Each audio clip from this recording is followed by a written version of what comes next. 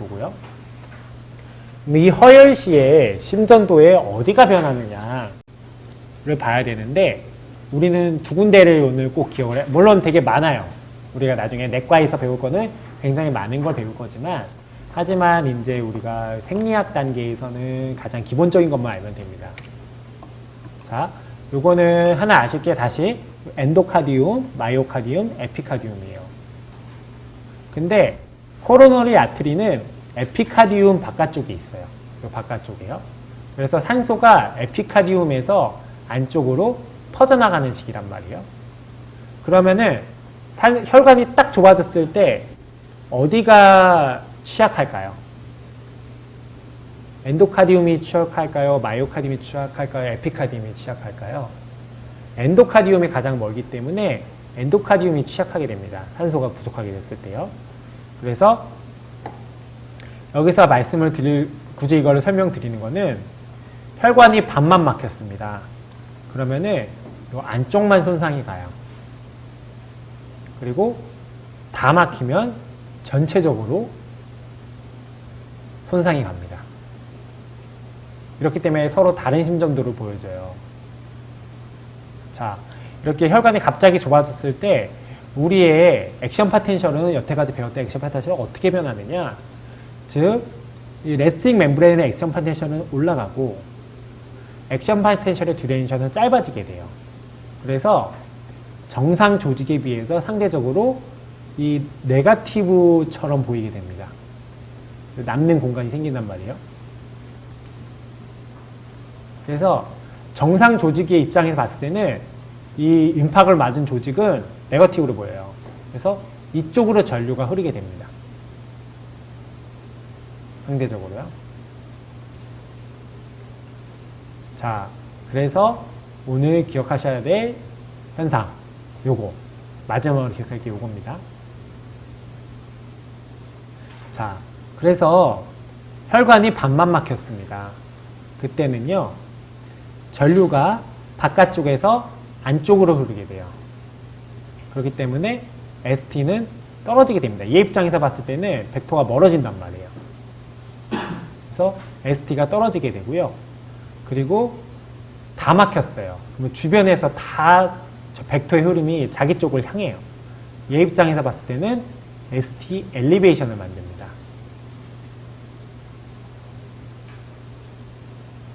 그러니까 우리가 이제 이게 임상적으로는 어떤 의미가 있냐면은 혈관이 반만 막혔을 때는 그래도 우리가 시간이 있어요. 하지만 혈관이 다 막혔을 때는 1시간이 지나면 죽은 심장은 아까 리제네레이션이 안 된다고 말씀드렸죠. 그렇기 때문에 빨리 이 심장을 뚫어주는 시술을 해야 돼요. 그렇기 때문에 ST 엘리베이션이 이렇게 보인다는 건 초응급 상황으로 생각을 하면 됩니다.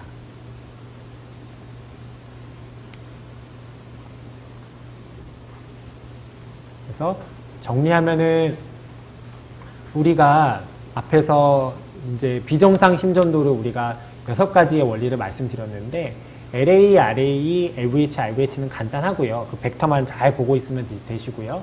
그에 비해서 이제 이 ST 디프레션과 ST 엘리베이션에 대해서는 ST 디프레션은 혈관이 조금만 좁아졌을 때 나타나는 현상이고 ST 엘리베이션 혈관이 다 막혔을 때 주변에 포지티브 차지가 다 네거티브를 향하기 때문에 나타나는 현상이라고 이해를 하시면 되겠습니다.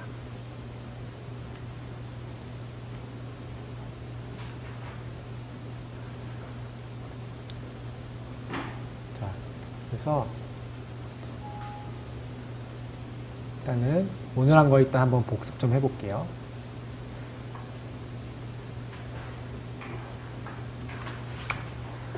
그래서 심근세포는 데스모점과 갭 정션으로 연결이 돼 있고 데스모점은 두 세포를 연결하는 이제 연접이고요. 갭 정션은 둘 사이에 물질 이동을 해서 그래서 심근세포들끼리 서로 세포 전기 신호를 전달해서 동시에 수축할 수 있는 계기가 됩니다. 액션 파텐셜은 기본적인 액션 파텐셜은 페이스 1은 우리가 이제 소듐 채널이 열리기 때문에 소듐이 들어와서 생기는 거고 포타슘이 나가면서 떨어지는 거고요. 반면에 이제 카디악 머슬의 액션 파텐셜은 소듐이 들어와서 원래 소듐이 닫히면 떨어져야 되지만 칼슘이 들어오기 때문에 이 플래토를 유지하고요.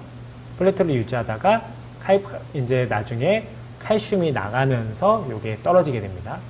반면 그 페이스메이커는 기본적으로 이 퍼니 채널이 있어가지고 소듐이 천천히 새어 들어오기 때문에 이제 자발능을 갖게 되고 이 자발능이 어느 순간 넘어서게 되면은 이제 소듐이 아니라 칼슘이 들어와서 액시오판 텐션이 생기고 포타슘이 나가면서 이 액시오판 텐션이 떨어지게 됩니다. 자, 그리고 요 그림 중요하다고 말씀을 드렸는데 이제 8가지로 분해를 할 수가 있고요.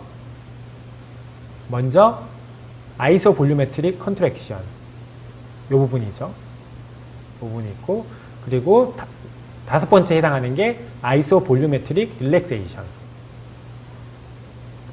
요 부분에 해당하는 거죠.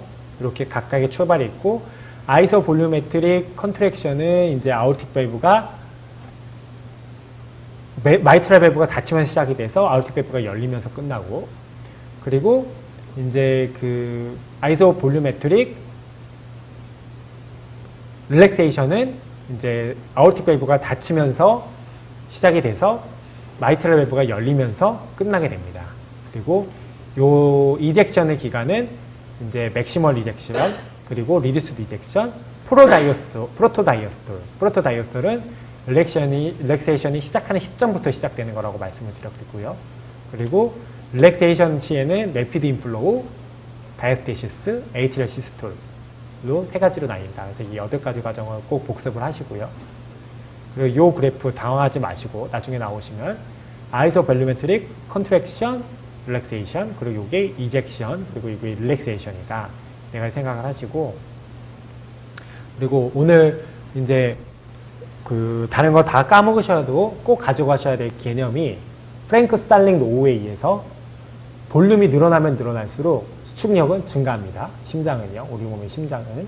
그리고 애프터로드가 증가하면 증가할수록 그 아오르틱 프레셔가 증가하게 되면은 아웃풋은 감소하게 되고요. 우리가 들어야 될 아령의 무게가 너무 올라가기 때문에. 그리고 요 허트레이트가 올라가면 올라갈수록 스스로 볼륨은 감소하고 이 2가지를 곱한 값은 중간에 이제 피크를 그린 다음에 결국은 떨어진다. 그리고 심전도 오늘 배웠는데 이제 처음 배우셔서 좀 당황스러우시겠지만 PQRST 요 5가지의 이름을 꼭 기억을 하시고 우리가 심전도는 12군데에서 쳐다본다. 11리드가 존재하고 각각의 벡터를 분석하는 거고요. 그리고 중요한 거는 RA에서 LF 쪽으로 우상에서 좌하로 흐르기 때문에 이거는 리드2와 일치하는 흐름이라서 리드2에서 가장 이제 예쁜 모양을 보여주고 반면 AVR은 청기구리다. AVR에서 거꾸로 보여서 언제나 반대로 보입니다. AVR에서는요. 근데 이게 정상 심전도고 리드2, AVR 요 정도만 보시고 V1에서 6로 갈 때 R 프로그레션이라는 현상이 보일 수 있다.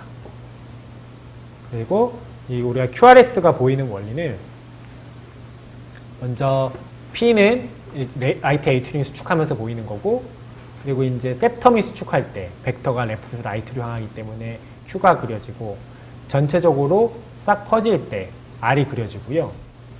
요 끝에가 수축할 때 멀어지는 쪽이기 때문에 작은 S가 그려지게 됩니다. 그리고 엑시스 구하는 거는 어렵지 않을까 해보실 수 있으실 거고요. 그리고 라이트 에이트리움 인나지먼트 때는 이렇게 P 풀모날레, 피크가 보이고 레프트 에이트리움 인나지먼트 때는 마이트랄레가 보이고 LVH 때는 V1에서는 깊게 파이고 V6에서는 높아진다. IVH에서는 V1에서 R이 보인다. 원래는 V1에서는 이렇게 R이 올라가지 않아요. 이게 정상이에요. 이렇게 조금만 올라가고 S가 더 깊은 게 정상입니다. 그러니까 IVC 생기면 이게 올라가는 거고요. 이렇게 LVC 생기면은 이쪽이 올라가는 거죠. 이렇게 올라가고